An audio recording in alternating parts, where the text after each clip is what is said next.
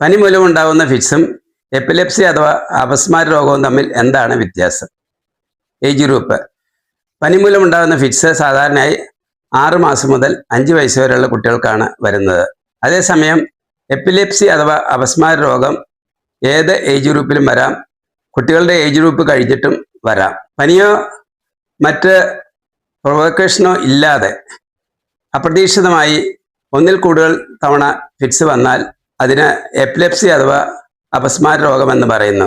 EG അഥവാ electro encephalogram തുടങ്ങിയ ടെസ്റ്റുകൾ ചെയ്ത് ഏത് തരത്തിലുള്ള അപസ്മാര രോഗമാണ് എന്ന് നിശ്ചയിച്ചിട്ട് അതിന് തുടർച്ചയായി മരുന്നുകൾ കൊടുക്കേണ്ടി വന്നേക്കാം.